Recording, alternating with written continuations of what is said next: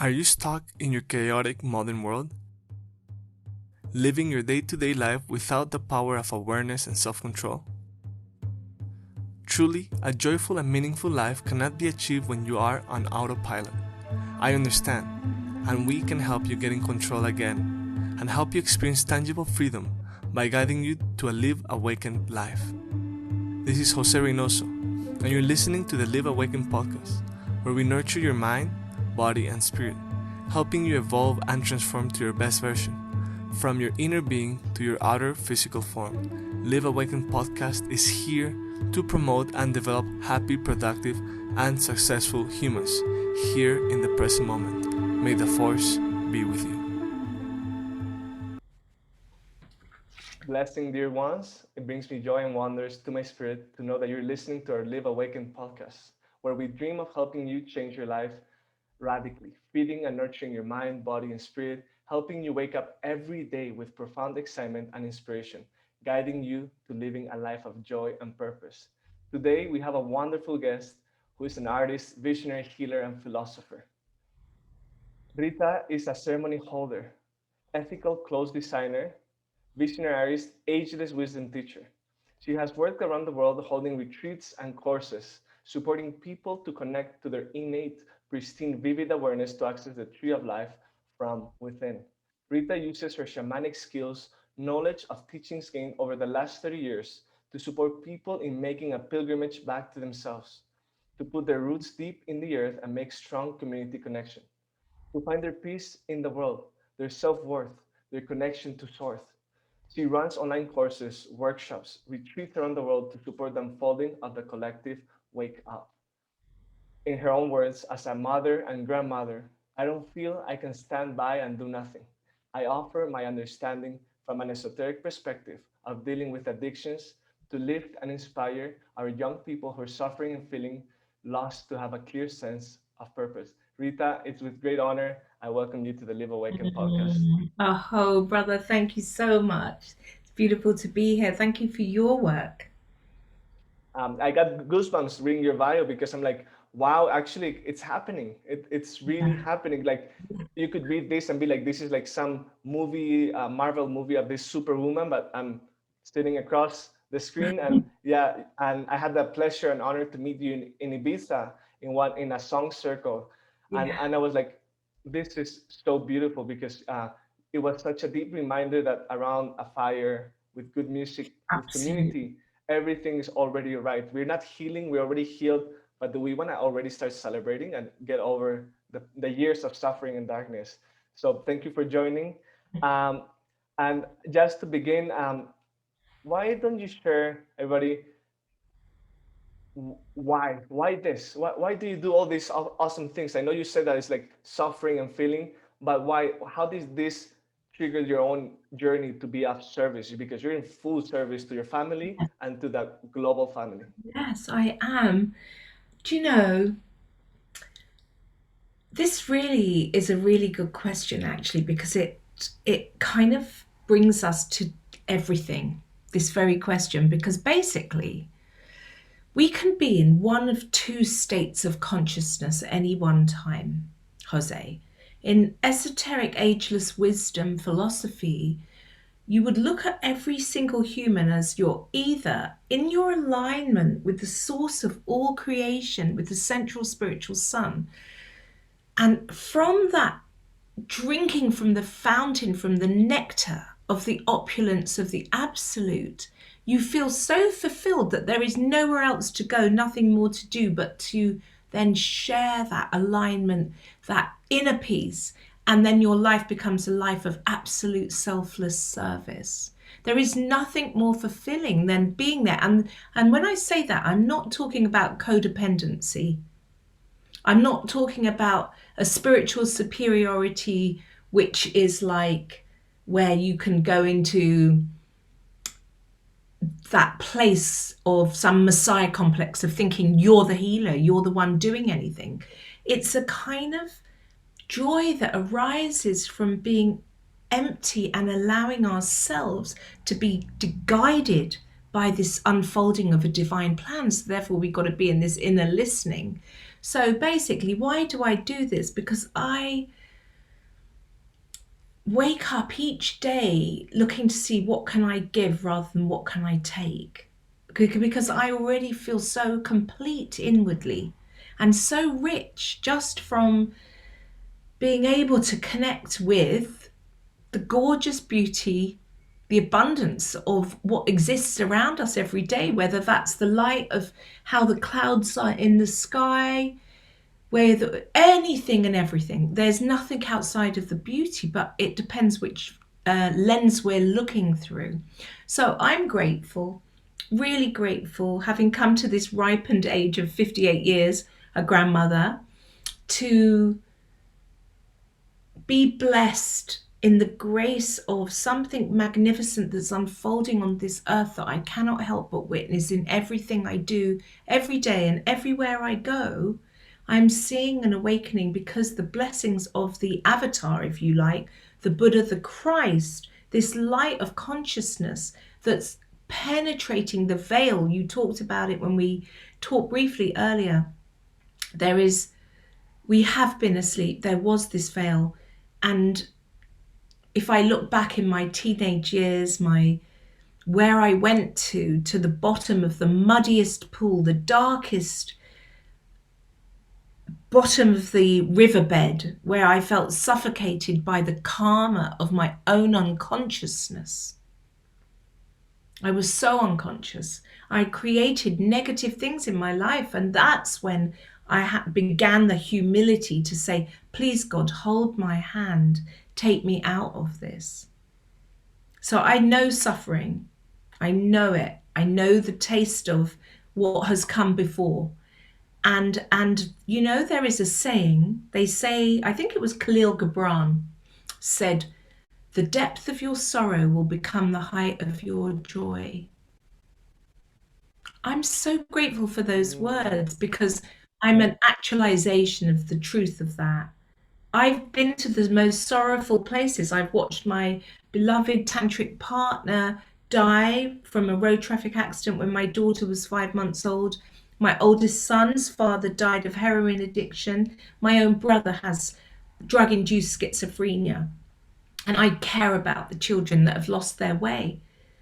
You know, there's a lot of suffering on this planet. I grew up actually, Jose, as a girl of color of a mixed race, you know, mixed race. My father was Hindu, my mother Lebanese, and I was so in grief to see that there was such a thing as apartheid. I was born in 1963. It troubled me that a black person couldn't go through the same door as the white person or drink from the same fountain of water as the white person. It troubled me. I thought, oh my God, how did I incarnate here? You know, so I, like all humanity, have definitely come through the path of suffering that helped me to speed up my wake up, to call on the creator that's always there to assist us when it is the time for that moment for our wake up process, that we have to ask for help. mm, beautiful. I think there's like so many things I want to touch upon what you just shared.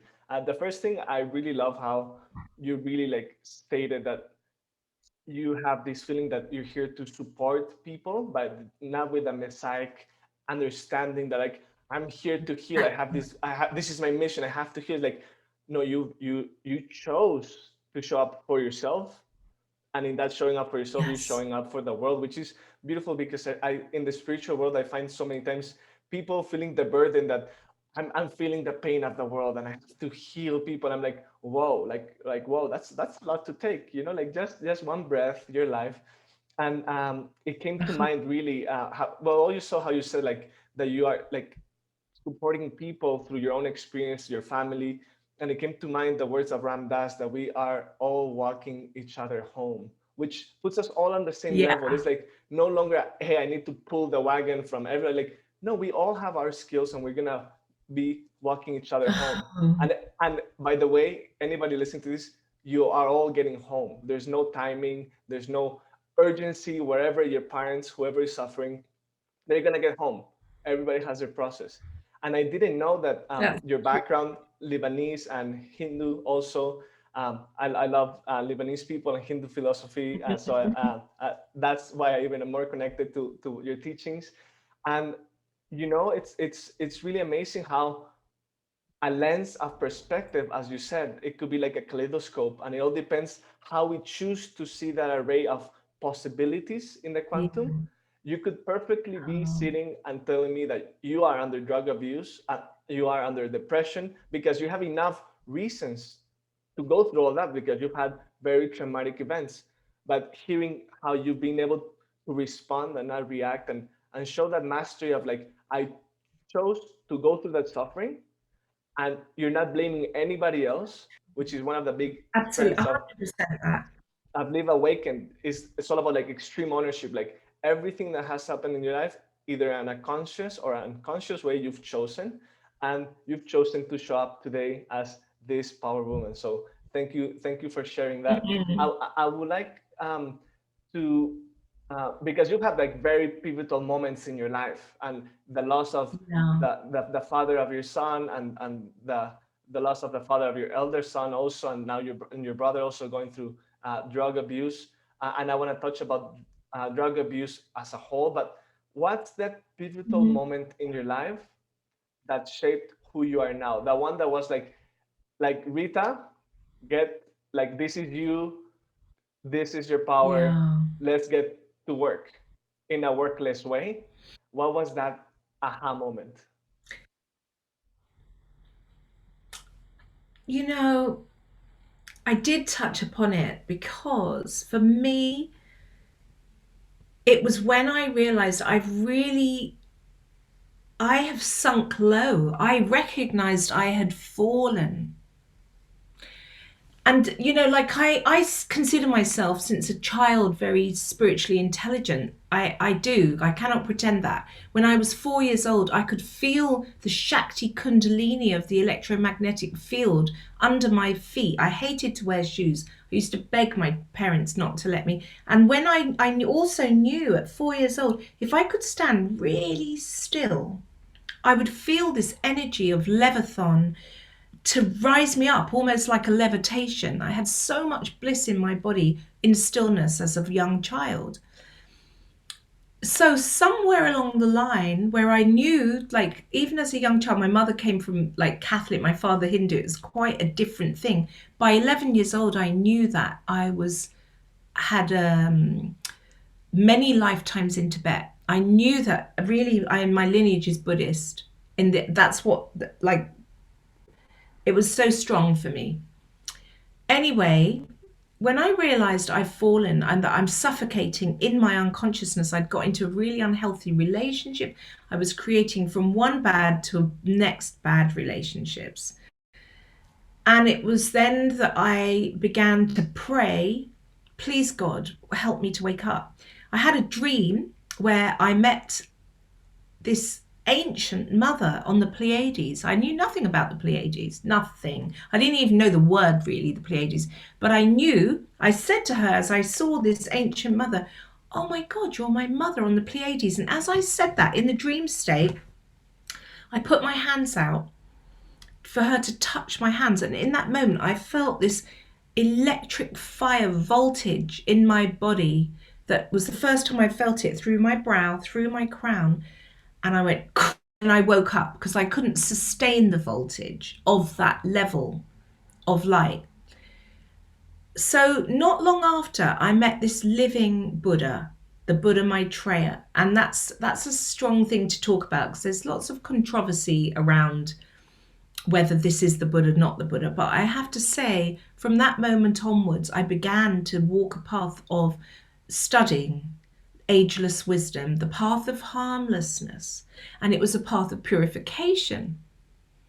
It's such a purification because you have to own your own shadow the whole way through. You have to look at your unconsciousness and where you're sucking energy, where you're in your control drama, where you're in self-pity or aloofness or whatever, where you're shutting the light off and you're sucking light unconsciously, or you can consciously align yourself to the source of all creation, the central spiritual sun, and know yourself in the eternal, which is a big thing because have been in this journey. And anyway, not long after, to get to the hub of this, Jose, is that basically within a year to 2 years of really looking at every deed and action, my thoughts, becoming aware of the rampant program that's imbued in all of us where we are critical or judgmental or harmful, when I became really aware of this and got to the center of my own being, it was in that moment I started to experience the grace of the mother, the Shakti Kundalini, unraveling and spiraling her way from the base of my spine all the way through each chakra, opening me into liquid light bliss state, orgasmic fire of the union of the Divine Mother, the Divine Father. That became this flowering of consciousness and began my return home. Wow. Yeah, I think what you just shared about going through those 2 years, it was kind of like the hero's journey, kind of like going and seeing the darkness and all these aspects of self, which I find very often some people try to avoid or expedite or completely like dig under the rug, which I think that's what really caught my attention when meeting you. That like you brought this Buddhist aspect into the ceremony circle and kind of like more new age kind of way of connecting, because I find like Buddhism has that power of really bringing everything Yes. to light, because you're in stillness, as you said at the beginning of the session. Like when you go into stillness, everything will come, Yeah. which is not Yes, you, it's exactly. everything that we've been holding on as idea of self. And then I guess after 2 years of deep introspection, you allow yourself to let go of that, and everything that was meant to be rised up and became liquid gold, liquid prana. Uh, wow, it's definitely inspiring to see that Mhm. it's all a matter of Mhm. decisions, right? Like you could have chose to not go to that path, but it was like I'm gonna take the decision to get to know myself better, to wake up to a higher state of being. And in that awakening, I think it's very important to now go to the topic of the Aquarian age. I remember when I started Yeah. my journey, everybody spoke about the Aquarian age.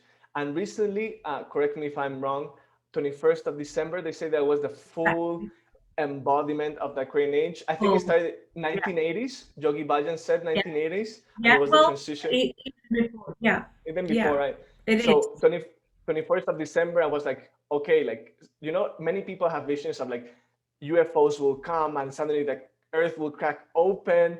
I'm like, no, maybe we just have to like even say less, do less, and sit Yes. still.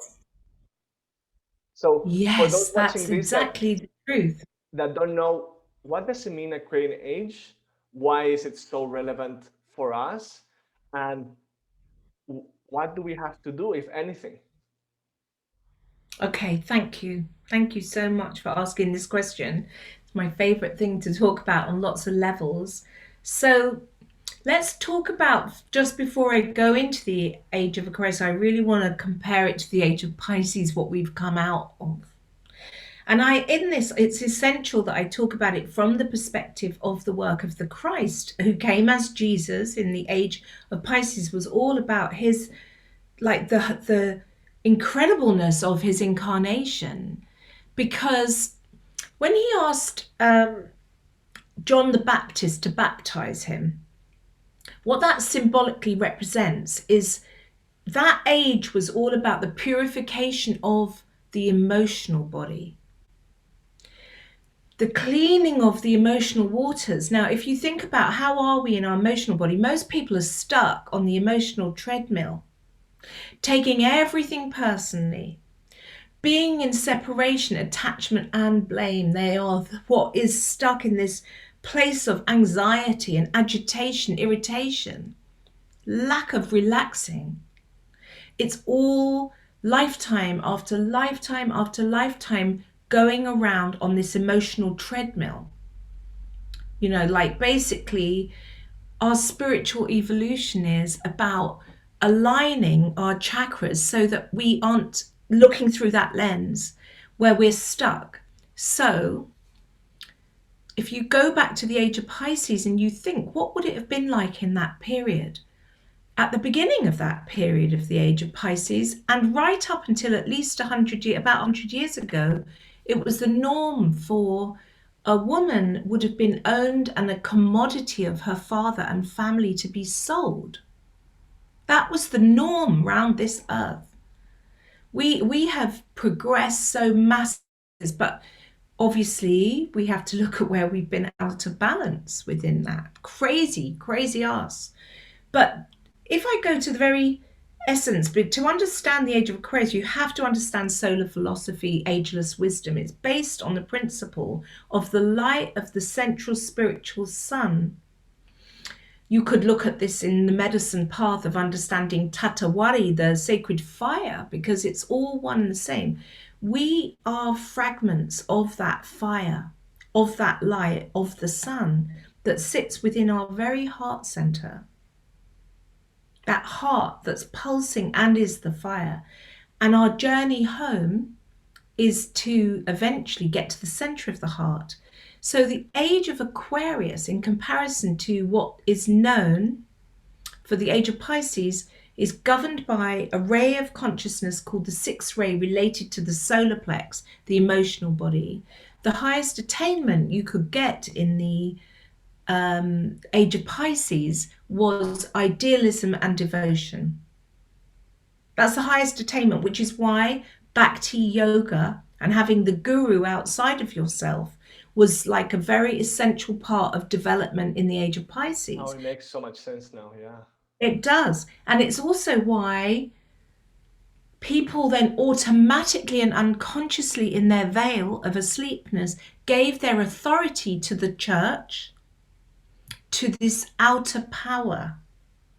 But unfortunately, the church took very full advantage of it, and you had very satanic and dark things going on. The raping of the children, many things. But the problem was that the mass was in Latin. People didn't speak Latin, and they didn't know what they were praying to. They just had this awe, but they also, it was very concretized of the Christ teachings. I'm just talking this one line because basically within this study, which makes the most sense to me anyway, is the understanding that when I talk about the Christ, I'm also talking about Krishna because he's the same being. I'm also talking of the Buddha. I'm talking of Wakantanka, the white eagle. It's the same piercing light that comes from the heart of the sun that actually is in manifestation as the light of spirit now. So now that we go from this age of Pisces, not like it was a bad age, but the dark has always been there, that unconscious taking of the light. And in this age, what we now know as the light's being revealed, which you talk about the 21st December, powerful point. I'll talk more about that, because what's being revealed is we have been under this influence that is called different things in different paths. But if we talk about it in the Christian path that most of the world can relate to, or the Vedic path, or the Buddhist path, it would be there has been a demonic energy that is called satanic or luciferic that basically keeps us disconnected from the angelic presence within us also existing. Don't you think there's thank you for bringing this up, because in the spiritual world as well, everybody's like the light, the light, the light. No, don't talk about this. And they're like, oh no, that Satan doesn't exist. And I'm like, no, he definitely in does. certain levels, Christ That's true. doesn't exist. But on this D level on the earth, which is the perfect canvas for duality, there is external forces Exactly. happening. So yeah, thank you for saying that. And so look, my very path is Mahamudra. It's the place beyond duality. That's where all the bliss, all of that comes. But you have to be able to discern and discriminate, to be able to understand what doors need to be closed in your own life. so that you can get out of the selfishness, the greed, the self-absorption, the positioning for power. You have to do it internally, individually, so that we can have this collectively. So the beauty of the teachings are we've all got to go through the very first three main initiations to come to have the brow open, to walk the light of revelation, to be able to witness the good, the true and the real, which is the place of non-duality. So I haven't even touched upon the Aquarian age, but I'm loving speaking to you because you really understand what I'm saying and what is the difference of the age of Aquarius that we've just stepped into. It's a different ray energy. So the Piscean age is governed by the solar plex idealism and devotion. Now comes this new quality, this new ray, which is the ray of the seventh ray, it's called, and it's the ray of cosmic divine order, ceremonial white magic. So at the very beginning of this new 2,000-year period, which will come into a 26,000-year cycle, what we've got going on is the energy that is bringing what has been chaos into cosmic divine order, but it's actually all about the purification of our sacral chakra. So as this light comes in from the seventh solar lord, the seventh ray energy, it's like it's exposing all of that misuse of sexual energy in every single way. It's bringing to the surface the pain of humanity, of the violation, all of the taking of the children, all of that, number one. It's bringing to the surface the yearning for right relationship where people want a tantric connection that's so pure and so exquisite and so beautiful. But the children, the young people have been imbued with pornography. That is a whole dark thing that has to be cleansed. So I'm sorry I'm going very in depth for this Age of Aquarius. I think you're really setting up the tone to see where we've been and where we're like And still lingering exactly, to be able to yeah, see where we're going or where we where at. we're going. So the beauty to me of the Age of Aquarius is it's the age of telepathy, and to be telepathic, you have to have transparency. You have to have been pure. You have to have gone through the purification to not give a shit about what your neighbor thinks of you or anybody. In other words, you really have to be in that level of turning yourself inside out. That's what it is to be transparent. But the quality of telepathy is very different to lower psychism. It's not you going and tuning in and scanning somebody and then feeling into their astral body what's their desire to then give them a tarot reading and saying, oh, this, and this is going to happen to you. Because basically it locks a person and it's of the dark. It is not of the light. It to then tell a person, because our future is not created, it's created in every moment. And the highest outcome of our future is when we are in such union with this light of the highest of divinity, this one that they call the Christ or Krishna, Wakantanka, or the Great Spirit. When we are in the quiet listening and the stillness to actually not avoid ourselves anymore, but open ourselves to the angel of the presence, then something really pure comes. And then when our nervous system's so calm and we've accessed the tree of life that is the nervous system, grounded with our roots deep in the ground, open, the nadi system completely open, then we have the grace, because of our purity, to be able to experience telepathically the light, the quality of another person's soul, so we can, in our service, help them to unfold their dharma by holding our brother, our sister, or humanity in their highest light and Which is wanting the completely best for different each from, other.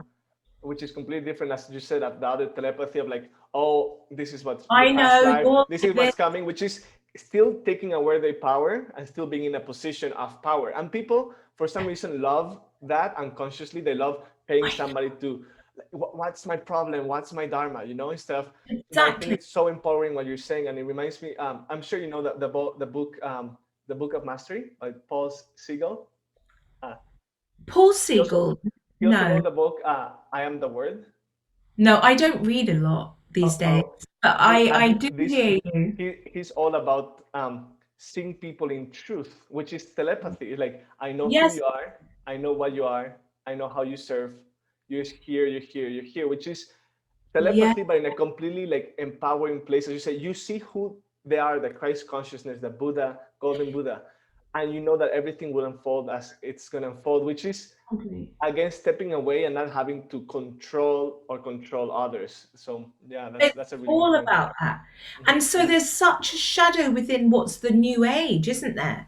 Because so many people fall and think that's the way because they want the power and they want to be loved and they and that's it.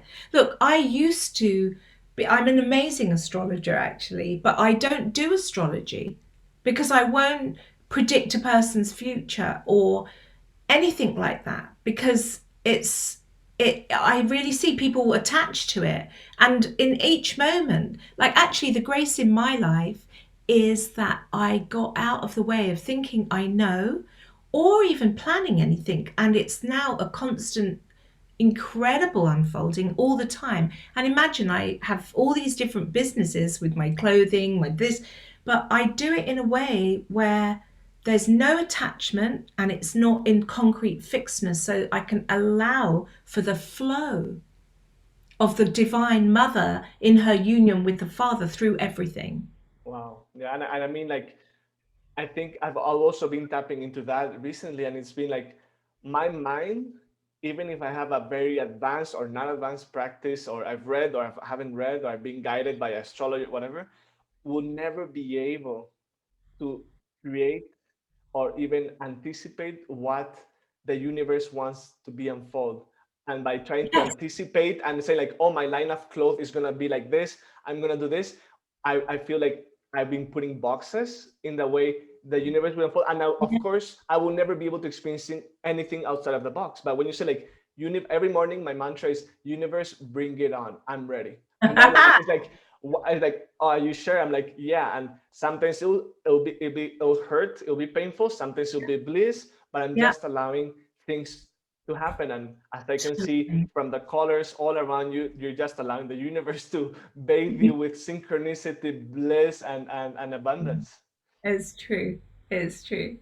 But coming more into the Aquarian age, I just want to give people the feeling. So imagine 2,000 years ago, the beginning of Age of Pisces, nobody could have ever comprehended that aeroplanes were going to fly in the sky and there'll be electric cars, and that we would have houses with water and washing machines and showers, and the level of incredibleness living in a country where you can have food of any nation brought to you.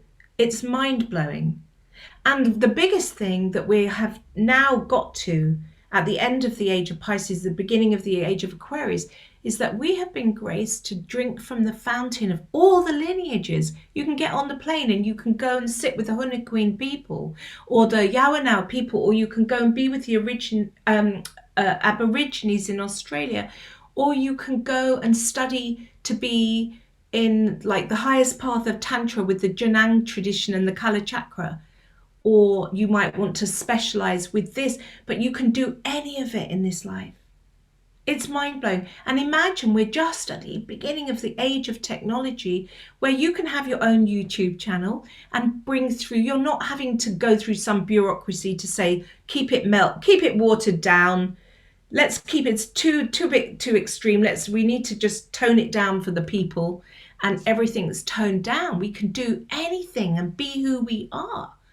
So this is the dawning of something exquisite. But if you imagine, I see it like mind blowing where it's going to go in terms of the next 2,000 years. It's really mind blowing, and I was listening to Peter Diamandis and Stephen Kotler. Stephen Kotler, he's the guru of flow state, and Peter Diamandis, he's one of the most advanced people in Silicon Valley in development of technology and whatnot. Yes. And they were saying, "Dear one, before the only ones that could actually make an impact in the world were the pharaohs, the kings, the queens, that like really that 0.0001%.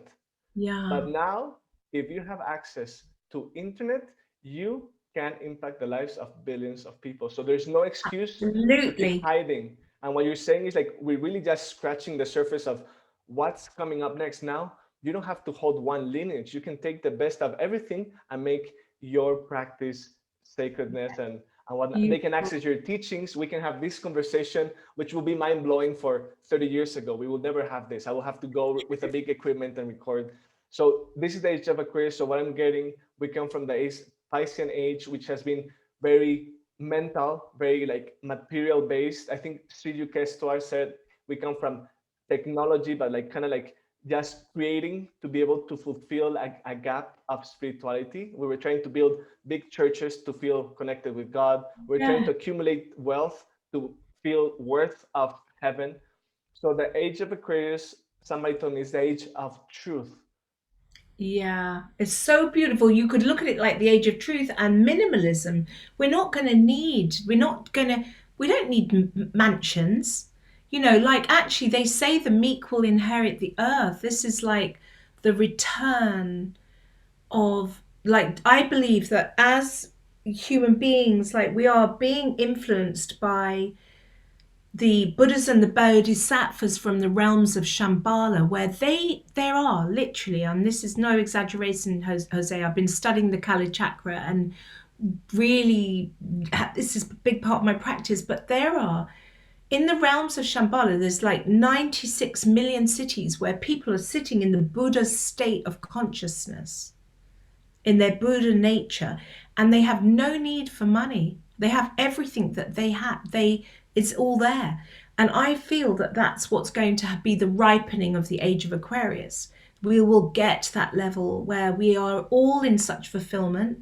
Like, it's incredible. That I could do a day's workshop on that, but it is the coming of the golden age. I'll take That's note on that. okay. Thank you. Coming of the golden age is like, they're talking now. The masters are talking. This is going to take manifestation by 2030. But this next 3 years, mass purification on the outer level as we're in. Yeah. I see it all as a blessing. If there would be time, I would even like to tell you my story of getting COVID-19. It was Oh really wow. Okay. huge blessing I see to do with that on the earth. But I see that, like, the fuel system is going to come from the light of the sun, because there's not going to be the greed to take. I know people involved in creating solar tuk-tuks, solar ships, so there's no fuel ruining our ocean anymore. We are going to come, the light of this Christ consciousness is going to help us awaken to that inside of our own hearts, so that each of us restores the balance on planet Earth. Each of us becomes more tranquil, that we can put that tranquil energy of harmony as we consciously interface with the earth into our households and into our community, and it has a ripple effect. So the age of Aquarius, if you guys haven't watched this series called Humans on Netflix, it's about AI robots. And it starts off looking like the absolute shadow of this. But it actually shows this awakened state of consciousness of the interface of technology and humanity. The first time I drank ayahuasca, I really saw there's going to be an interface of technology with the consciousness of humanity. And there's loads of my friends that are very scared of this. There's loads of people frightened of the Dark Lodge taking the control, because up to now the Dark Lodge has had big control. And the awakening is that we wake up to recognize, oh my God, we've been living in a very darkened state of awareness And with in a way, darkness. because we gave away control through the power of free will, right? Not claiming our sovereignty. That's it, but we weren't awakened yet. And this is written, this is part of the divine plan. So basically, there's no wrongness of where we are up to, apart from we are awakening to go, wow, that's totally out of integrity. Fracking the earth, plastic in our oceans, cutting down the rainforests, amalgam in our teeth when you didn't have the money to have white fillings, every single thing you can think of, the pesticides on the grain. it wasn't okay. It was selfish and greedy, driven by profit. And it comes from a dark force that takes us. And the biggest thing, of course, is our young people and, the whole drug situation. It's all huge and massive. But there is a divine plan, and our wake up, it's going to be quite easy.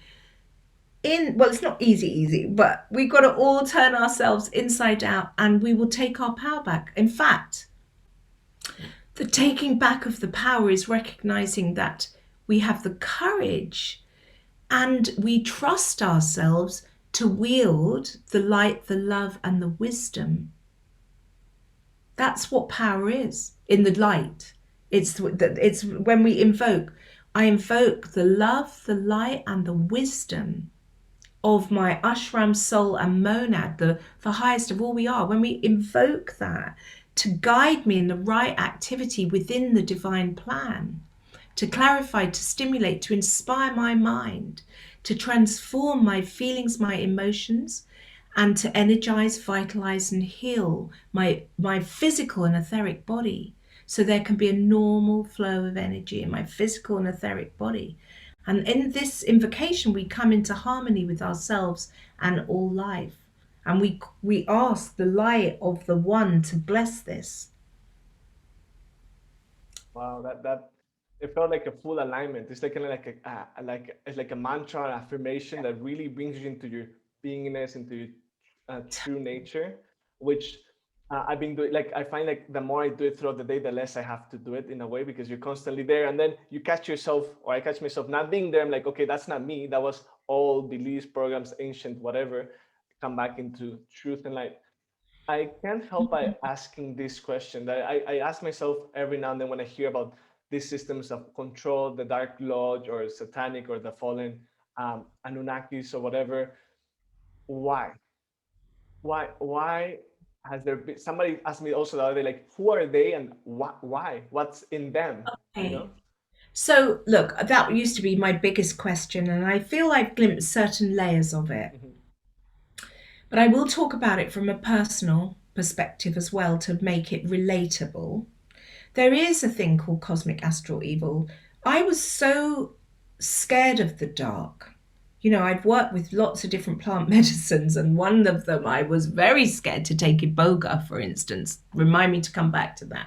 Because I was frightened of the dark. But it was at that moment when I was going to work with this plant medicine of iboga, which I knew will show me the dark and my own shadow of the dark. My son is very awake, actually. His name's Cyrus. He said to me, you know what? You're striving for the light. All you want to do is be in the bliss, but actually you need to contemplate the yin and the yang. Mum, he said to me, look at the yin and the yang. In the dark, in that dark black void is the light, the light. And in that light is the dark, and they're inextricably linked in duality, in that realm. You already touched upon it. In one dimension or 100 billion dimensions called duality, and then there's a popping through where there's no duality. Mahamudra, Dharmakaya, that's where we are in the union with the grace of God.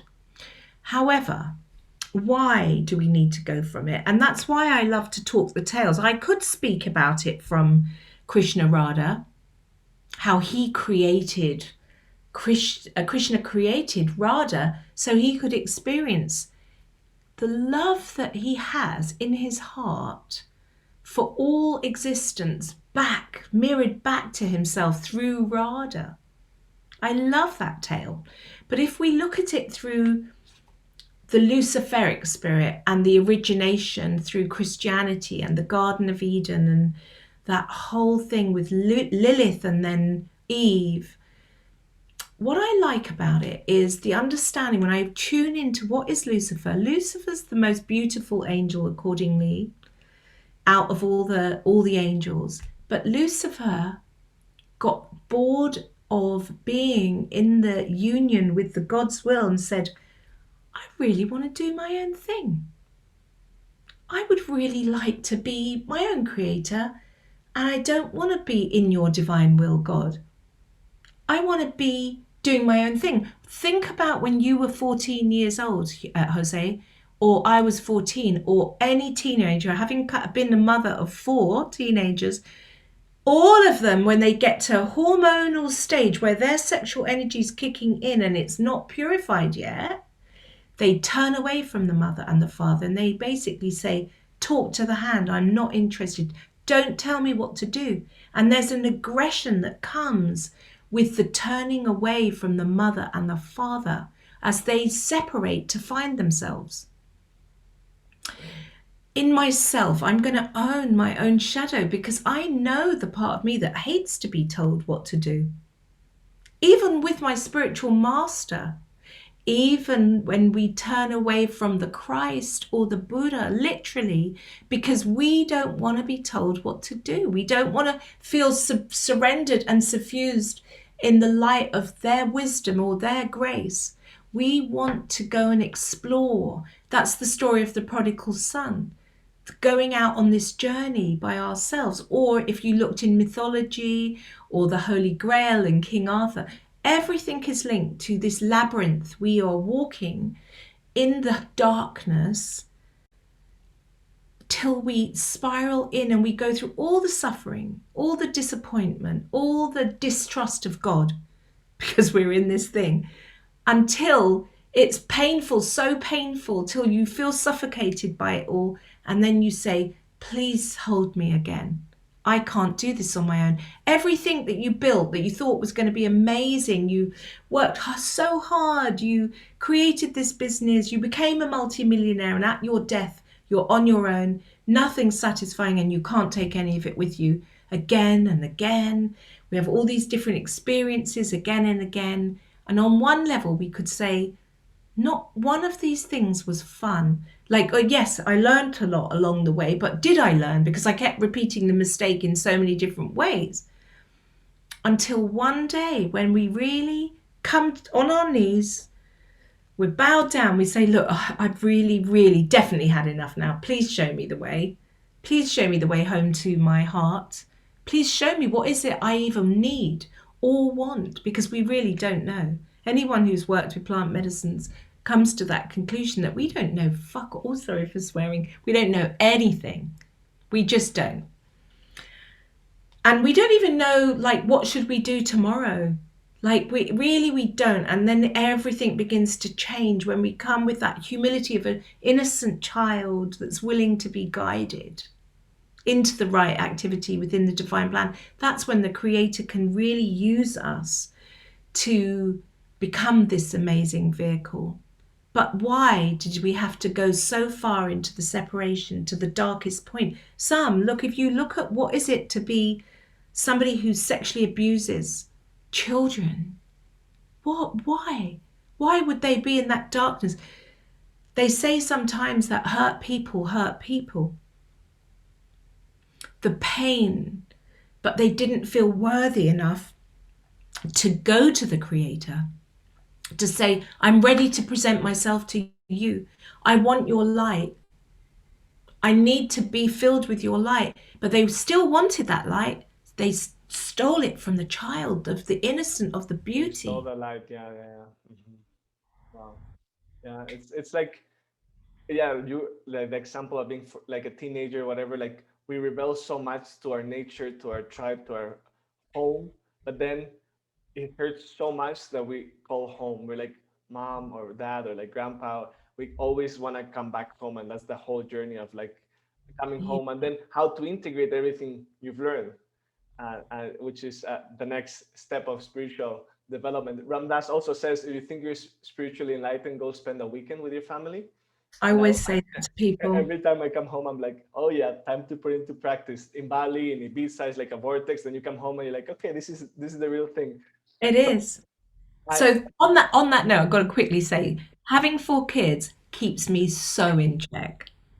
They like slap me with the awareness of where I'm aligned or not aligned. mm, It's yeah, so beautiful, but it's not comfortable because they will show me my ego each and every day. I've got plenty of people around me because other people put me on a pedestal, yeah. think, wow, but it's my kids that mirror. Oh, the home that nurtures you and puts you into line.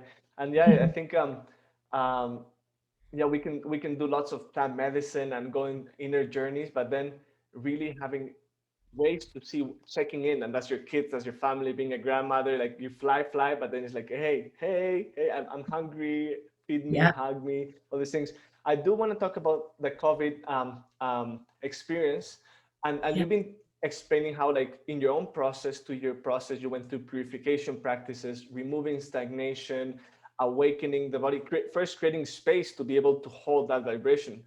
yeah, I think Paramahasa Yogananda used to say that Kriya mm, Yoga is like putting your fingers on the plug. If you're not prepared, you will burn. And that's how many people have done that's it. Kundalini, and they have Absolutely. this really traumatic experience, or plant medicine if you didn't prepare properly. I don't think there's any error, but you could have prepared a little bit more. No, that So, it's really important what you're mhm, saying mhm, about that. I do want to yeah, go into that. yeah. Mhm. Uh, uh, but COVID, for me, people have been complaining so much, and they've been uh, not with any sense of judging, but people have been whining and they've been complaining and they've been calling out names and complaining about their politicians, about their family members, of those that don't want to follow the regulations, those that follow it too much. But for me, it's been the biggest blessing. Like, it's been Me the too. biggest cleanse. It's Me like too. I was with my friends. Hey, remember in the astral that we said we're gonna sign up for this one? Don't forget, come. Don't miss this year. It's gonna be radically beautiful, empowering. And that's been like my journey of like cleansing and surrendering. And when as you said, I thought I knew something, like like this, you were touching upon the past. Get ready, because what's coming up next needs your full 100%. attention. So I see really COVID-19 as this cleansing that we've been calling on. And you've also mentioned about child abuse, uh, basically abuse also of our mother earth, of our mothers, also our Absolutely. fathers, tribe, indigenous community. And people are like, oh yeah, COVID-19 has made the world so much worse.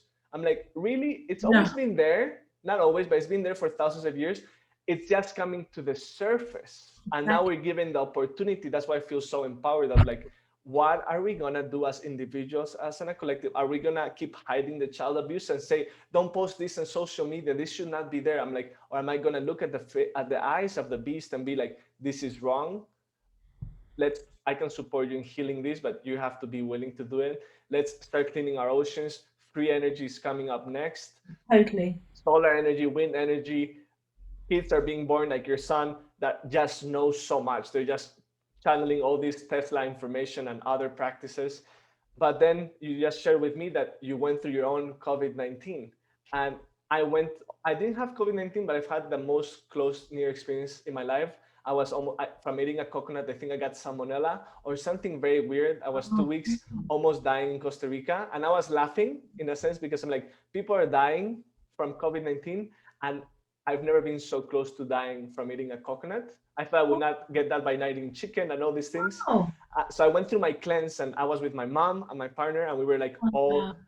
nobody could take care of each other. We were all like going through this deep process, but I'm so Wow. excited. And then at the end, it was like, wow, major upgrades. You had to really let go of all of this. Everything. And it happened after a Kambo ceremony the next day. So I was like extra clean. So I'm like, okay, it Wow. meant to be. But I want to hear about your COVID-19 Okay. experience and the lessons and the teachings. Thank you. Thank you. I'd love to share that. Okay. So, everything I ever share, I'm always relating it to this very beautiful study, this golden thread called Ageless Wisdom, which supports our spiritual evolution, helps us to understand what it actually is. And what it is stages of wake up. There's 3 levels of initiation.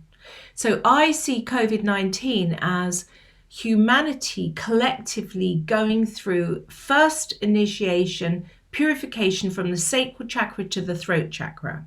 This isn't channeled information, this is like basic level study. So, for every single one of us who are waking up, we have to purify our sacral chakra. So, basically, on a person who's not awake, who's misusing their energy, their chakras would flow anti clockwise downwards to take energy. Okay, To that's really take important to energy. know that, Okay, to that's a bit take it, to important. Yeah. suck it towards them, because they're not in alignment, they're not fulfilled. When we are aligned and fulfilled, then we are in a radiance of outpouring of energy. We give energy wherever we go. That's why those control dramas like self-pity sucks energy. All of that, right? So why I'm talking about this to do with COVID, think of the throat chakra and think of the energy I can't breathe.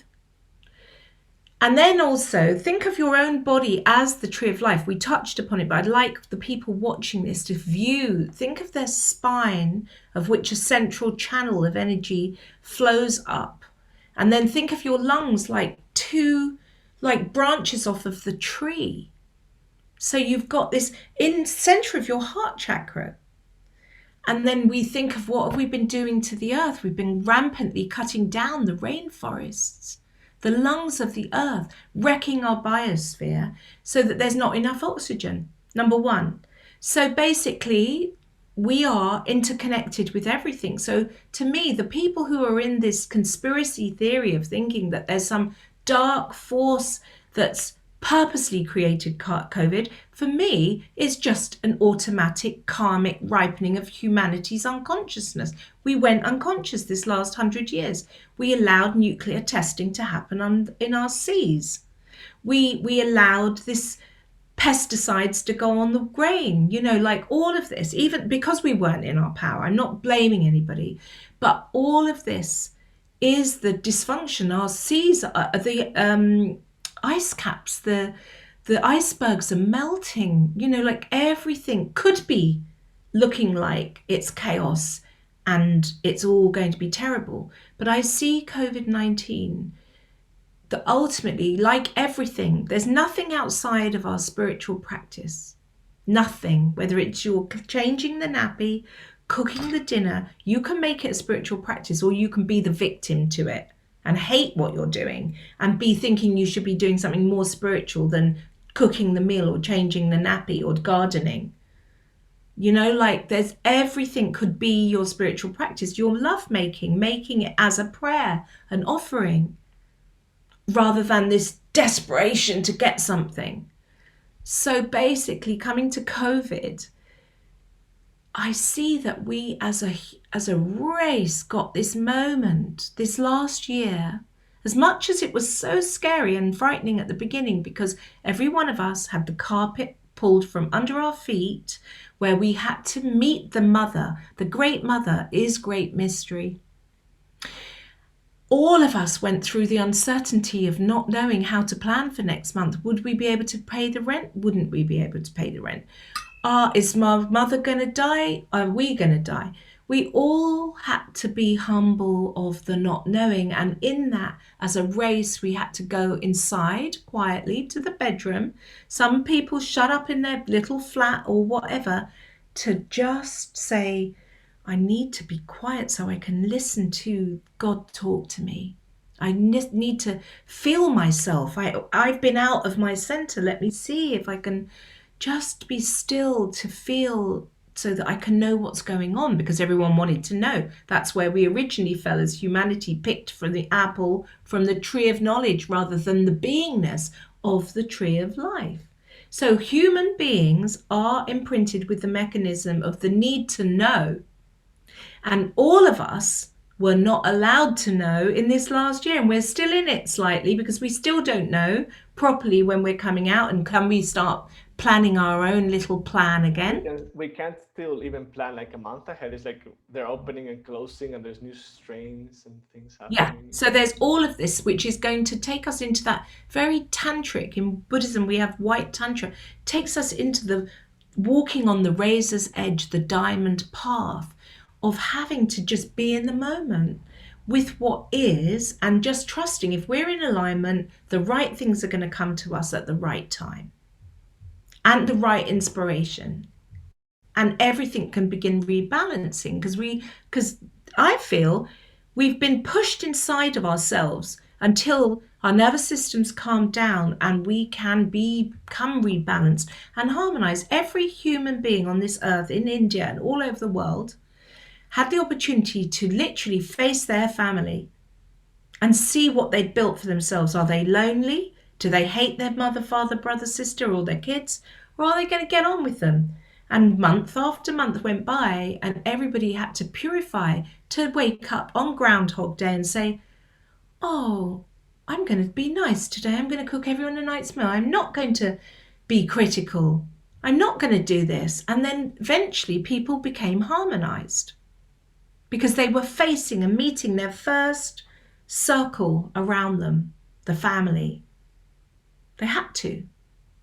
And some people had to go into the regression, like the remorse, the sadness that they didn't have friends, that they did, like it, whatever, karmically, everyone got to meet themselves. Anyway, so my own story with COVID was that the day that I got it, it was a bit like being pregnant, because when I'm pregnant, I wake up and I go, oh my God, I'm pregnant. I know before. It's like it's like a clock in my body opens, and I woke up at 3 o'clock in the morning, and I was just like, my chest feels. I did a test, by the way, 2 days before, and I was clear. All my family did. Okay. Now, 2 days later, I've woken up and went, my chest feels tight, and I've got this graveliness in my throat. Now, I was blessed because I've got COVID-19 swab tests in my house, because I have just, it's a long story how, but I have, and they're very accurate. And that after I went for a walk that day, I did my hour walk, and it was tight in my chest to walk a little bit. Anyway, I got home, tested myself, and lo and behold, yes, I'd got COVID. And I live in a house where I've got my daughter, her boyfriend, a different son lives here. And then downstairs, there's a beautiful apartment, and my other son, his wife, and my 2 grandchildren live here. So it's like, my kids were like, go to your room. You need to isolate. We don't want to catch it. But I'm like, I think you might have got it. Anyway, my cleaner got it immediately. And anyway, I go in my room, and I'm like, okay, I was sleeping a lot and feeling this tightness. And I ordered a steamer. I just read 2 days before that if you steam your chest, it actually came from a guy who founded a Ayurvedic clinic in India, that he had treated over 3,000. They had treated 3,000 COVID patients, and none of their staff got COVID by steaming for 5 minutes twice a day. Just steaming, like inhalation, towel over you or whatever. But I bought a professional steamer and had it 2 days later. So that was lucky. And basically, though, the whole journey was clouded by one of my clients who's my age, similar ethnicity, similar weight. I'm not like the super skinny yogini these days, like a little bit overweight, 58 years old. And she was taken to hospital on the day that I got COVID, and she was dead 5 days later. So it was painful for me because I was holding her daughter, and her son had been to my retreats, to the ceremonies, and I was concerned because I thought that could be me. I don't know which way this is going to go. So I had to process that. Like, okay, what happens? I'm not really ready to leave my body. I wouldn't have thought I'm going to go now. I've got a lot of work. I feel I've just come into flowering of consciousness, and I also want to support and share, but I also need to be non-attached. If I have to go, I have to go. I haven't got my house in order. But I have to be honest with you. It was like this, Jose. I had to willfully align myself to breathe deep into the center of my heart, to make my alignment to the Christ light in my heart in a deeper way, and to face all the parts of me that wanted to be lazy, to not go there, because there are those parts of me. Like if I had to go and do run for 5 kilometers, no, I would just, everything in me would resist that.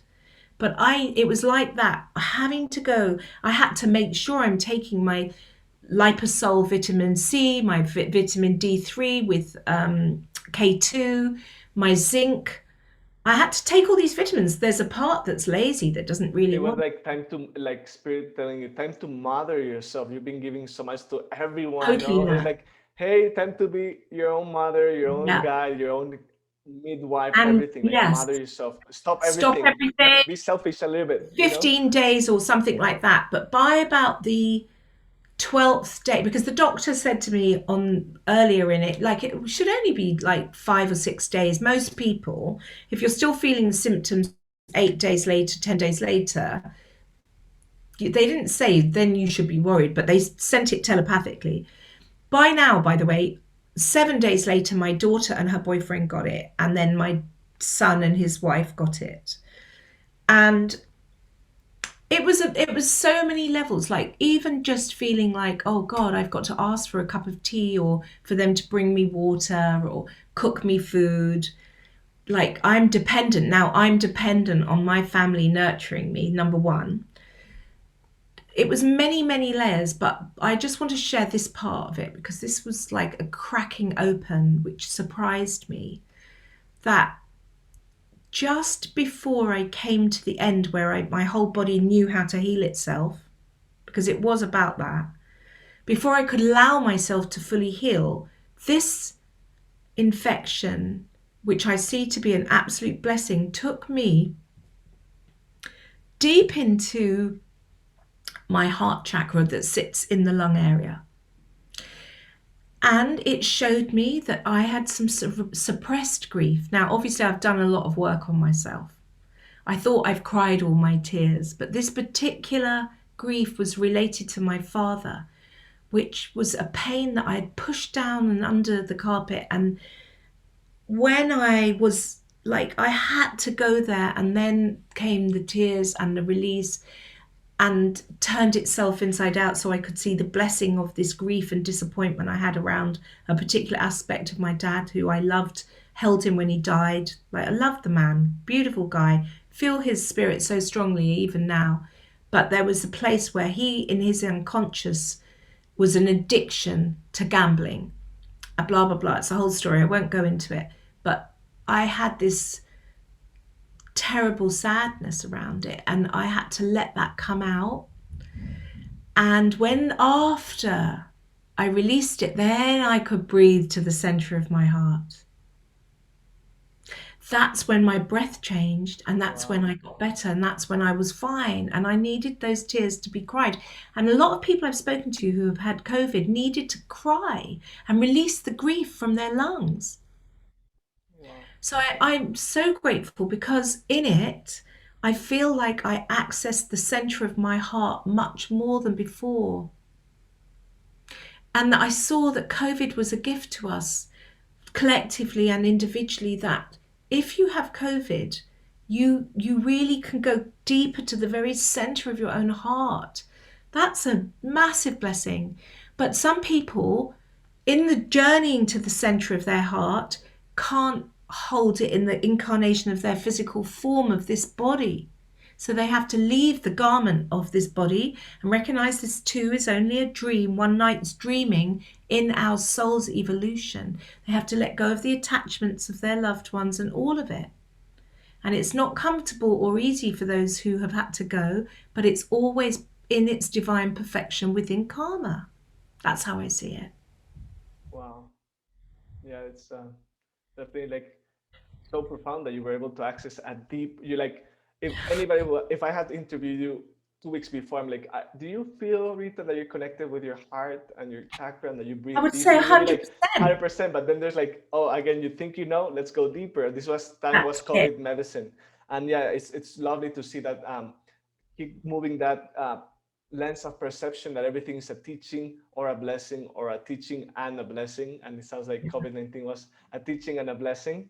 Um, I don't want to, like, I'm thinking about the questions. I'm like, we need like a whole like 24-hour We, marathon we need with that. another we need another one, don't we? Yes, We should do another well, one. we'll do it. We'll do. I'm sure, and we'll ask people to put some questions, things that really Hey. impacted, so we can continue. Definitely, because being Aquarian age and it's being still pretty close. I want to talk about 21st of December, 2020. Oh That yeah. was, by the way, I've never been too much into astrology, like Western astrology. It was my Saturn return, the finishing, the culmination, and Really? Of yeah, your my first friend, Saturn return? yeah, my friend almost fell out of the chair, like on the 21st of December. That's like pretty mind blowing, like with Aquarius and Saturn and 0 degrees, I think. But I went with my partner. We decided we were in Costa Rica in a bubble, in this bubble of COVID free everything, and then we're like, I think it's time to travel again and go see what's happening out there. And we went to Egypt, and we went to see the 21st of December at Karnak Temple, the temple exactly meant for the solstice. How And you lucky were were talking, you? yeah, like we decided to take a leap. Everybody, all our family, like you're crazy. It's COVID. When we went through the UK, the new strain was just starting to come out. People thought like we're gonna die in Egypt, and they will have to come pick us up or something. But I'm sharing with you this because this age of Aquarius, we were on the most sacred altar space of Karnak Temple, How and there were amazing. three. Well, we're a few people watching the sunrise. Exactly, the sun coming out through the all the portals and all the arches of the temple, and there were three girls with crystal alchemical bowls playing them. And that is a triple no-no. That's illegal in Egypt. You can't do that in temples. It's illegal to meditate. It's illegal to pray because it's Why? policed by the Muslim Do you know, religious I didn't police. know that. Now Yeah, that you say that. you can meditate, you can do yoga because you just have to be a tourist. But our guy that has taken, he's Emil Shaker, he's taken Drumbalo Melchizedek and Greg Braden and everything. Like, Jose, I've never seen this in 20 years of coming here. This probably will never happen again. This 21st, while you guys came, and now I understand, it's definitely the opening of a new beginning for the earth. Because if you can play a singing bowl in the most sacred as temple, Wow. and you can pray and you can meditate, and we were able to do a whole thing, guys, I think this year that is coming up, lots of things are going to be opening. So I want to go into the That's depth so beautiful. I love of that. I was in why ceremony. 21st. You're in ceremony, right? Yeah, I So was, but like why the under the significance radar. of this solstice? So it's interesting. First of all, I'm going to say one thing. I've also got Saturn in Aquarius, and it's my second Saturn return at the moment. Oh, wow. And but on the 21st, because okay, that's a big question you just asked me. I see it like this. The consciousness of Christ in form as an incarnation is on the planet. Now that's Mhm. a big thing to say. Yeah, those are big And words. basically, that is being externalized. I'm not going to be like the person that's going to be giving the full download of this. If people want to look for themselves and look Christ incarnated, they can take their own look. But basically, I've like feel this deep connection with an incarnation that I see to be the living Buddha and Christ. And at this point in time, it's a very strong externalization process, but it's too much to talk about on this podcast. But it is happening. Let's just say everything in the book of Revelation, it's happening. Everything that's been predicted is happening. People know it. They can feel it. They knew that COVID and coming in, like everyone's paying closer attention. Something massive is happening. If you, there are books. Yogi Bhajan talked about it, about like the Aquarian Christ, and there's books written about the Maitreya is the Christ. It's here. It's happening. So it's all I can say, Jose, is that on that date, with all that planetary lineup in the age of Aquarius, more of this process is being externalized and there's no going back. The darkness, let's say Trump's reign on America, to me, I don't see that he is like the Christ and cleaning the swamp. I'm sorry, I'm so not in that theory. So many people have that. I know, but that's very clever manipulation of the people. It was fascinating. I mean, just on a very mundane level, I watched a series called Homeland recently on Netflix, and I was blown away by the distortion in the CIA, FBI, etc. But I got to see how there are groups of people very cleverly with underground thing where people with false. I mean, you probably watched The Great Hack. I haven't, but basically how things are Deep manipulated state. through Facebook Yeah. to get a whole load of people, especially open spiritual people that are gullible, to group join in to think this and this and this is true. Like the whole thing. Anyway, I'm not getting political here, but I will say that if you think about Trump, basically, if you look at his uh, look him up, right? There's things where you see that he's been accused of raping a 13-year-old girl at Jeffrey Epstein's place, right? I've listened to her talk and what happened, and it's really, really serious. And there's just everything from build a wall to Mexico, for crikey's sake, like beyond out of a crazy movie. Everything about him from the day my daughter was the one said to me, Trump's running for election, Donald Trump. And I was listening to how he talks about women and how he proudly is saying he sticks his tongue in their throats and grabs their pussy. Like all of this, it's all documented. And then he becomes the president of the USA. And the first thing he wants to do is to build a wall. Blah, blah, blah. Could go into it. But to me, that represents the darkest of the dark. And at the same time, then you've got this pure light that's coming, that's awakening our consciousness by teaching us the law of harmlessness, of impeccability. And this is all related to the 21st of December 2020, because as that lineup of planets came, Jupiter, Saturn, all of them, it opened a door of consciousness that those people who are already awake started to receive their highest dharmic downloads. For me, I received like the culmination of what I'm here to do, not in like some grandiose way, but it's just offering all that I am in the work of everything I would love to share freely, like from my heart. I realized I want to give a year's training. I got that on the 21st. It wasn't like I was planning a thought, but I realized this is what's needed. I need to give this. I need to not hide behind myself of the places of feeling unworthy to be who I am. I need to come out and just say, look, I'd really love to show you actually how to align yourself to the highest, how to feel the etheric plane, how to give healings in it, to people, how to be present for someone if they're leaving their body, dying, transitioning, how to know yourself in the eternal, how to work with plant medicines, how to discern who you sit with in terms of somebody to serve you, to open up to that voltage of electricity that could blow your circuits or not. All of this, I just got my download for the 21st of December, which became the realization I've got to do this year-long training at a very affordable cost for people. So yeah, definitely. Yeah, the 21st of December, I felt that like, but I guess like our bodies, we have to consciously open ourselves to that download, or life will always make you aware, come to Yeah. your center. But as you were saying, through your years of practice, you were able to prepare your vessel to receive that Yeah. download because you were ready. You were not late. It's not that you No, were playing small for too long. It's like now is the that's time, true, Rita. Doug. You Thank you. prepared. You've been putting the reps. Now is the time to really show them Yeah. muscles. But let's go there. I want to hear about your year-long shamanic Okay. Thank healing you. Thank you training. so much. So, Is it? Could we also name it like Rita, the Jedi Academy, something like the year-long I'm calling Jedi it the Academy? Dharmakaya Foundation. This is like the training one. So thank you. So basically, okay, in 2003, I first came across the plant medicines.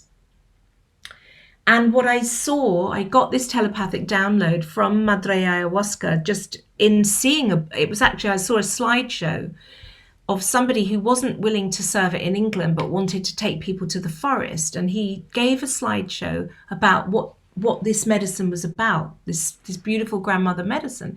And when I watched it, I was like, this medicine is basically going to help people fast track through the first stage of initiation, right relationship, second stage of initiation, discernment, discrimination, to be able to take people out of duality, to have a brow open, their brow, to be able to navigate that place of non-duality, to to be in revelation, to see, to witness the good, the true, and beautiful. I got that.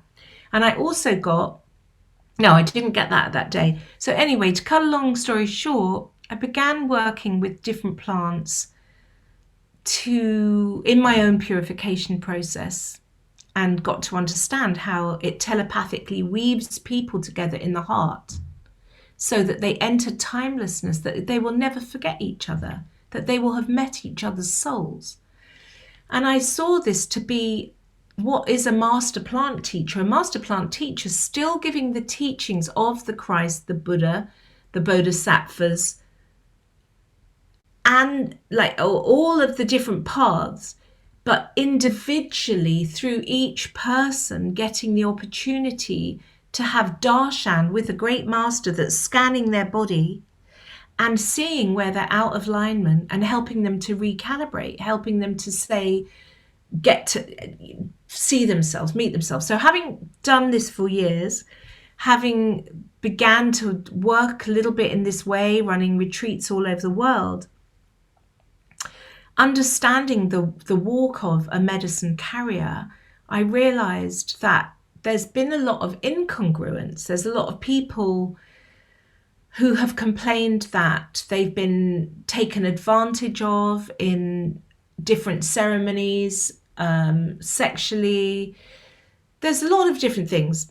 But in the main, for myself, I've loved sitting with the Hune Queen, with the Santa Daime, with the Iboga, with the San Pedro, with peyote, and the different chiefs. I love all of the medicines. They are all helping people to come home to their heart in their alignment.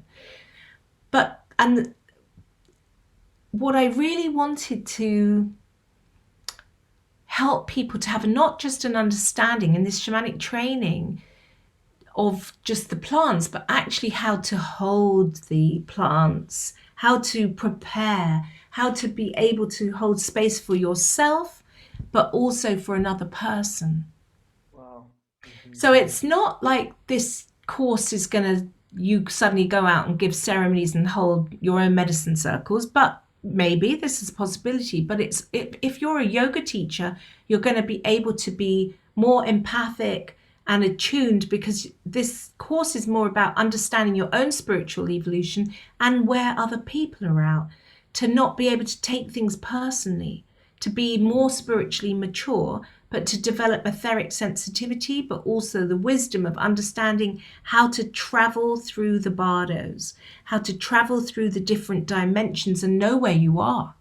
Are you in the astral body? Are you here in some dimension that is actually not even serving you? Is this serving you? Or do you need to go up? And how to travel to go up and through the brow, through the crown. So I really would love to teach the lineage that I stand in the umbrella. This umbrella is over me, that has been the grace of being able to speak to you how I'm speaking to you today, which could be called the Vajrayana lineage. It's a Tibetan white tantric path that helps you to unify yourself inwardly so that you become unified with everything outwardly. So you Mm. become a blessing of bringing harmony and grace wherever you go, whatever situation you're in, you can transform it and transmute it. And that gives me the skill, for instance, to how to transmute demonic energies by getting out of the way and invoking the highest light and bringing the blessing of love. So there's no fear. So I'm just saying, like, what I want to share in this training is how to become a Shambhala warrior, or somebody Shambhala who warrior. walks such a high level path that you're not going to get caught in the storm. You know how to deal with every situation by bringing it into your spiritual practice and not trying to push it away. Wow. Um, I, if I correct me if I'm wrong, did Dalai Lama said that Vajrayana yoga is the highest yoga? I Yes. think that's introductory for the Tibetan Book of the Day. He's like, that is like the ultimate. And I think that's the beautiful thing about plant medicine. and beings like yourself, that it's combining ancient practices that are rooted and daily Yeah. practice. Because I think um, Stanislav Grof, one of the LSD Yeah. headmasters, over 20,000 sessions, he studied a lot with Rinpoches, and they're like, wow, yeah, LSD is a great tool, but we take 30 years into getting to a state like that, and people are getting there. So how can we ensure that it becomes an integrated process and life experience, and not just a 12-hour experience that then you have to repeat because you didn't understand or That's integrate. a really good And thing to talk about. yeah, and I feel how like you are more than like how to serve. I don't think serving is that complicated. Like I've spent months with the Honey Queen and the Katukina people. Like serving, I don't think is like so intrinsic. It's like you as the space holder. What are you bringing in? How you're able to not go into ego, into the yeah, like all these shadows. So I think before serving is like kind of doing your course. It's like cleanse, purify, open the light, remove yourself from the equation, and allow all the petals from the thousand petal lotus, all the Buddhas, all the lineages come through you. You're opening the gate. We're like gatekeepers that we open, and we forget that it's not about us. It's Yeah. about just holding that vibration. Um, Shambhala Warriors. It sounds really, really exciting. I think, yeah, I can't wait to talk to you in a year's time and see like Wow. all these Jedi's, all these Shambhala Warriors, like sharing their light. As a yoga teacher, you're also doing ceremony. Every Completely. Every yoga session is a time. Every ceremony, time. right? Can And I just address one thing? There's yeah, two little things yeah, that you said that are so important, Jose, I feel need to be talked about. yeah. The first one, LSD, I just want to bring a slight difference of equation with working with plant medicines because I took LSD. Look, I think I know loads of people that take LSD and it's been the most amazing thing for them. Really amazing. So I'm not knocking it, but I am saying this. When I was 18, I took half an acid tab. I didn't have the purity or the harmlessness in my body to cope with the opening of all these gates inside me because of the family and the bloodline I'd come through and the conditioning that had happened in my body in this life.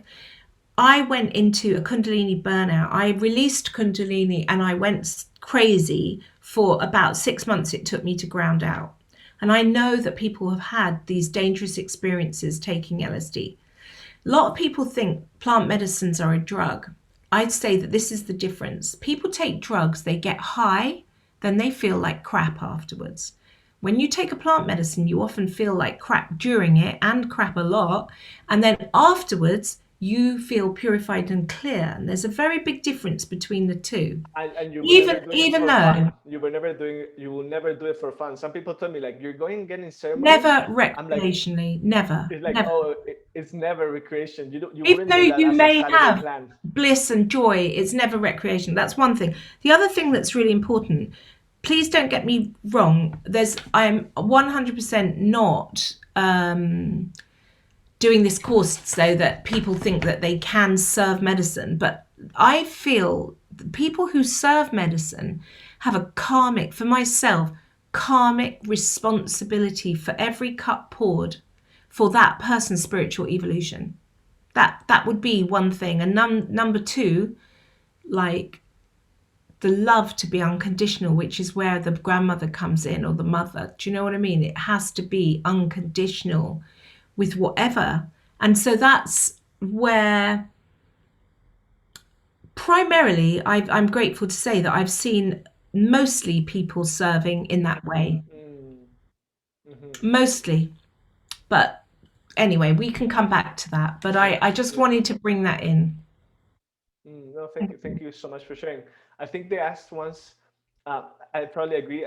LSD, first of all, there's no altar, and that's something I've been finding a lot. Like when Yeah. I talk to like shamans or like indigenous, they're like, if there's no altar, there's no direction, and with an unclear direction, there's unclear outcomes, and then there's confusion. 6 month integration. I was just in Guatemala doing ceremony with a dear friend. He just came from being with the Yawanawa. He's been serving for a while, and a girl was like, I'm so impressed. Like, I don't need any integration. I feel so integrated. I'm like, you're drinking the earth. That's Yeah. integrated as it can be if held with Beautifully. the right But container having and said everything. that, look, basically the LSD, if it didn't come in, we wouldn't have had the hippie movement in the 60s and that awakening of consciousness. And for instance, one of my sons loves to take LSD, actually two of my sons, and they, and they've drunk all the medicines they've done for years since they're young. And for young people, a lot of them shamanically have the skill to suddenly hold the space.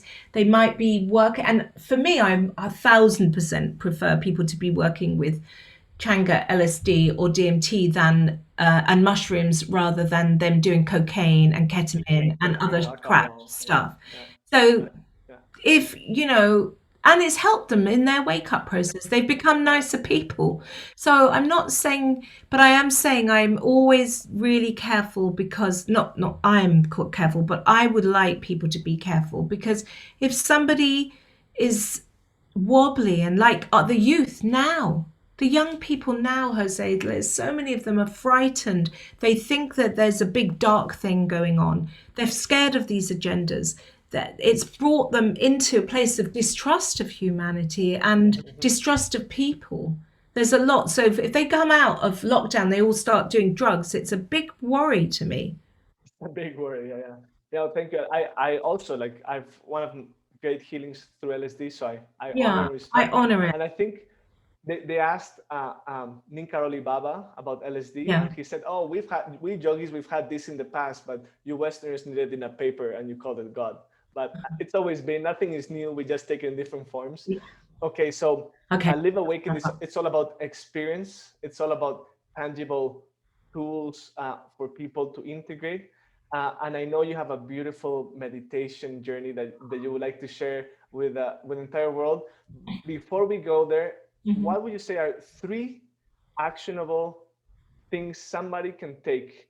Doesn't matter if they're living in the darkest of the darkest or they're already in Nirvakalpa Samadhi. What are three things that somebody can do as of today to start to get this glimpse of these downloads that start from 21st of December, to start to realize how epic, how blissful life is in its true, authentic nature? Thank you for asking that really beautiful questions. I would say that the first one, really good tool technique, and we'll do this a bit more in the meditation, is just to close your eyes and see if you can feel your central channel along your spine. Like, do you feel that your head is straight on your shoulders? Can you feel the energy at the base of your spine? Like, feel yourself internally. And taking deep breaths really deep into your heart. And thirdly, to allow the sound of the Om that's with, so you would power up your breath, taking deep breath, and then to tone the Om to vibrate a frequency of the Sri Yantra into your energy body field, to change the frequency around you. Like, and the more that you just simply Om, the more you're connecting to the will of God rules the universe, the pulse and the rhythm of what creation is. So that really supports you, and also to live with the law of harmlessness, to know that harmlessness is what activates your chakras to go clockwise and become radiant. Harmlessness is going to bring you home, and that means being kind, loving, and harmless to yourself. Those thoughts that judge yourself, that criticize yourself, compares the shape of your nose, the color of anything you're comparing to another person, to like help to dissolve that program, that imprint that is just the untruth. So that first part of coming down and in is really what is essential in our wake up process, that's going to help you to align to the light that you are in that plane of existence, which is eternal, where you've been created from the Creator, in the image of the Creator, your divine self. Uh-huh. Oh, wow. Okay, so this Mm. was just like anybody watching this or listening to this was a teaser of the big, great, grand finale. Um, Yeah, so I'm excited. It's all yours. I think you have screen access, and thank yeah. you. And I'm going to, I was going to maybe, no, I tell you what, the music is going to be by somebody called Ali Calderwood. Okay, Um, I'll make sure I mention it yeah, here. to credit her in case I Mhm. forget. Thank you.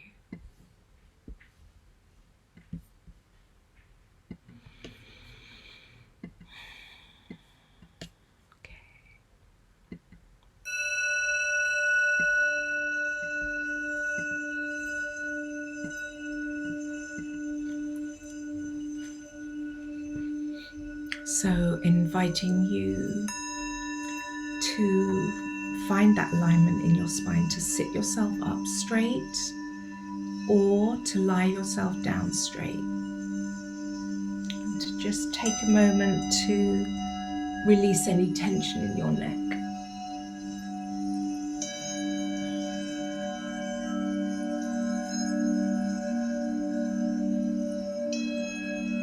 And inviting you to take a deep breath in through the nose to clear any chitter chatter in the mind. Breathe that deeply in and hold the breath as long as you can. And when you release the breath, release out through the mouth. Let's do this 3 times.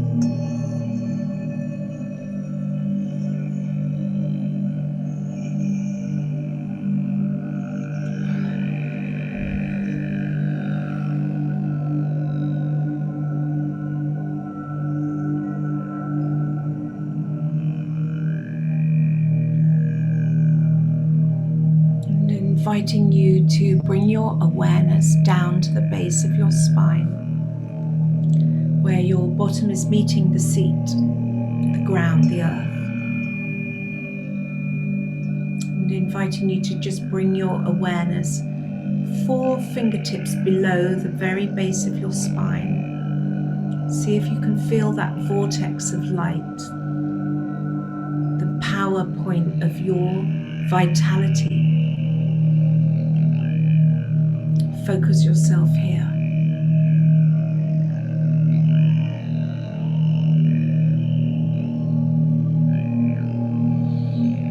Breathe into your conscious interfacing with the earth.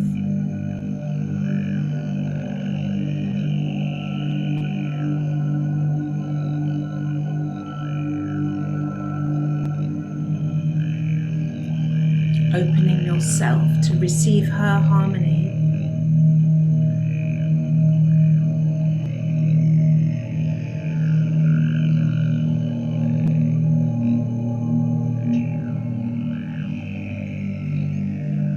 And see if you can bring your awareness of the roots of your nervous system down from the base of your spine, traveling down into the earth,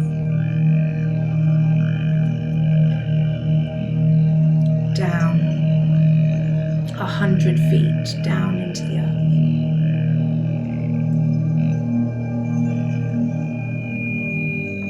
Aligning with the heartbeat of the Great Mother.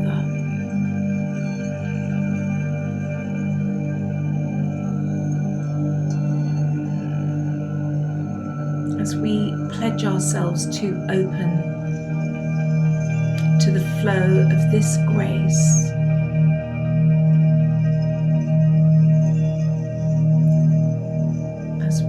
dissolve and become empty of ourselves, so she can spiral up through our body to make her way to the Father, alchemicalizing, purifying, vitalizing everything on its way.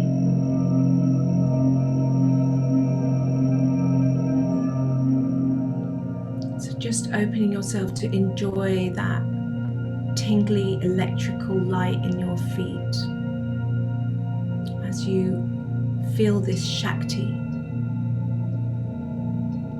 ignite you.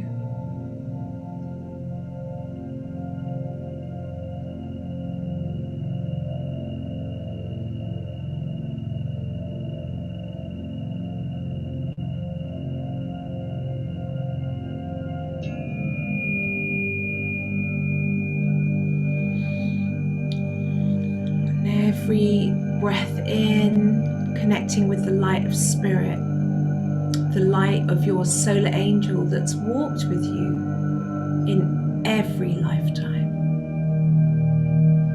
the presiding angel of your spiritual evolution in this dimension of this dream,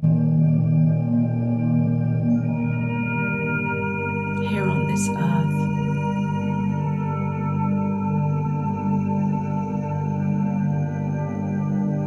Breathe in that light. Breathe in your worthiness to prepare yourself to present all that you are to our Creator Spirit.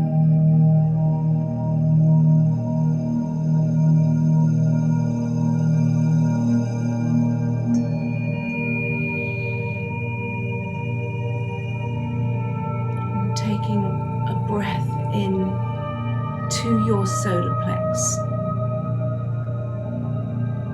connecting consciously with any energies that feel sad, disappointed, in anxiety or fear. Just breathe deep into it to transform this, transmute it, meet this energy, no longer pushing it away. As you call in the holy I am presence of the eternal you, I am safe.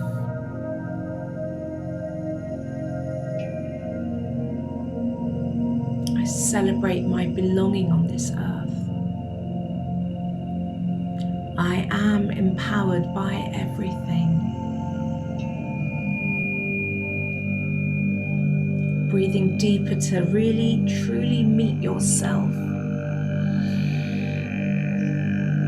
through the gate, this sacred gateway of your body form, gift to house the consciousness of the eternal.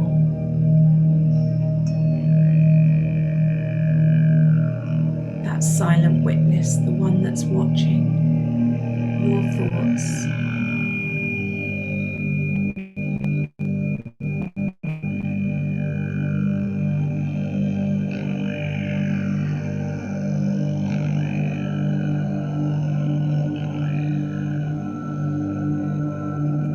Inviting you to take your awareness to that gateway just below your nose, between your lips and your nose.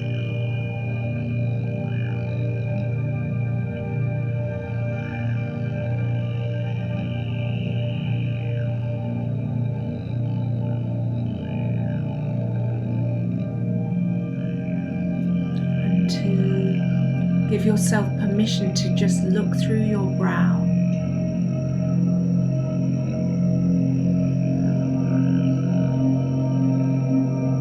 Opening to that electrical frequency of transmission.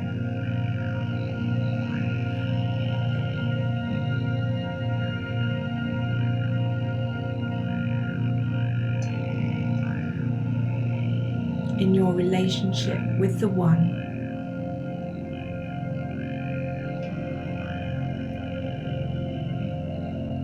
The coming One.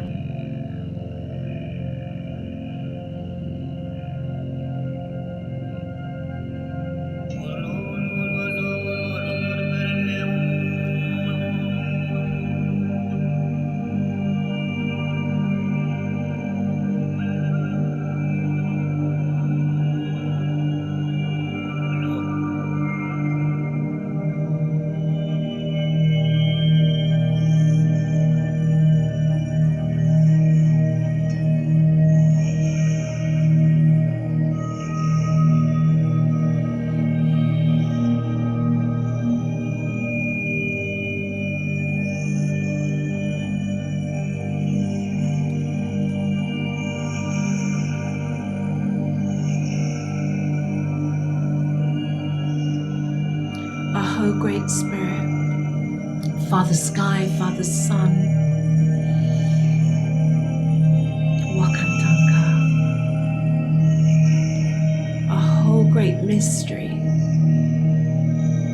Thank you for this day, thank you for this night, thank you for this time,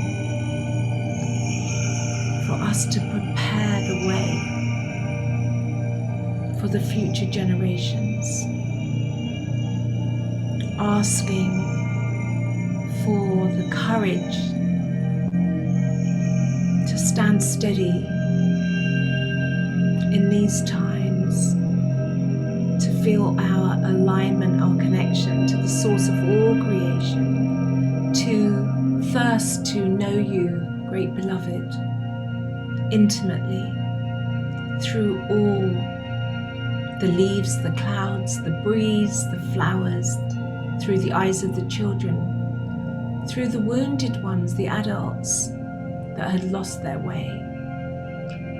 Praying that somehow we do not turn away from you. Help us to truly know our part within the divine plan, your divine plan. Help us to be hollowed out by the light of your love, your grace, so that we can be moved in the Tao, ceremonially in cosmic divine order in these coming times, that we can be pure enough to wield the light of white magic to manifest enormous beauty and restoration of balance on this earth for our coming ones, for the children. Help us to listen to you more clearly. Help us to know you more intimately. Help us to have the courage to meet ourselves in the dark, in the shadows, and to bring love to those places that need healing.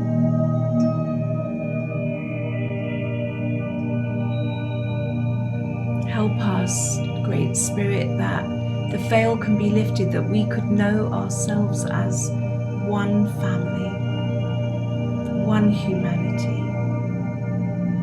each and every being, to really, truly want the best for each other. Help us to have the courage to open to that voltage of electric fire of our own soul's merit, of the good, the true and the beautiful, of all that we have offered, every good deed, word and action. May it pour down and in and through us to light our way. May we stabilize in our emotional body so that we no longer are in separation, greed, selfishness and self-absorption. I ask this in the name of the Christ, the Buddhas, the Bodhisattvas, the great rishis that guard this universe. I ask it in the name of the ultimate of divinity. Through this day and every day, to serve the One, Shanti Om. Shanti Om.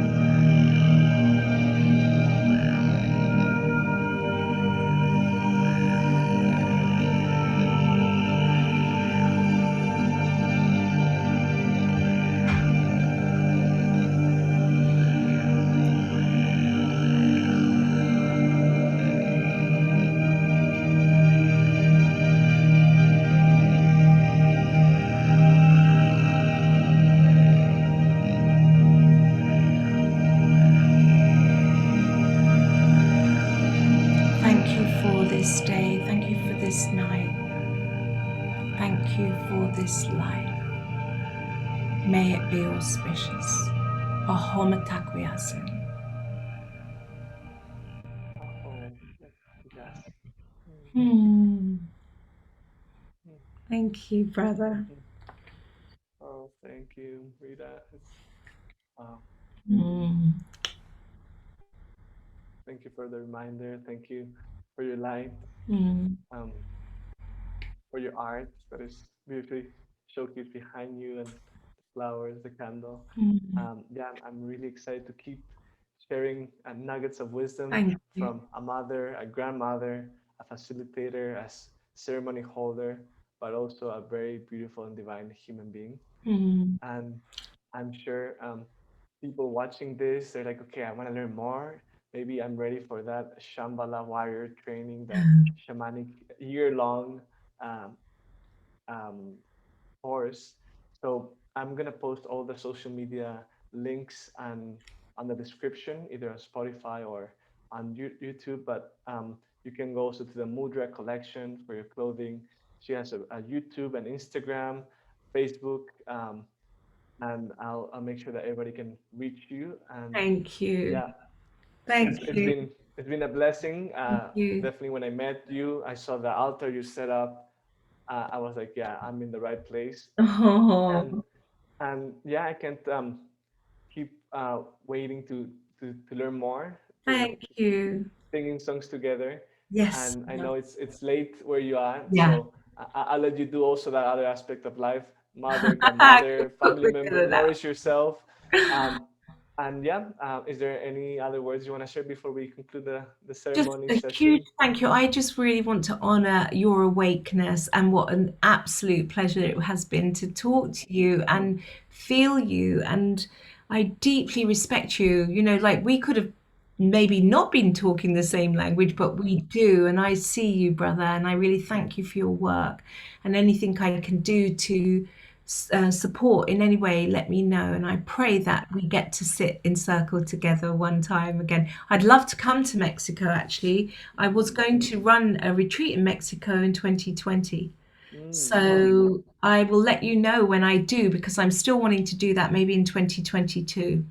Please let us know. Everybody seems that is migrating. Lots of people from the UK, from Europe, Yes, to they are. Mexico and Costa Rica and Guatemala, because here many I have actually some indigenous friends from Brazil are just now touring around. The Kofan are here because it seems to be Amazing. a very good canvas for healing and remembrance and whatnot. So Totally. we'll be waiting for you and I on the look other side forward of to the that. rainbow. And yeah, blessings and yeah, lovely to connect. Yeah. Thank Oh, you. Take care. Bye bye.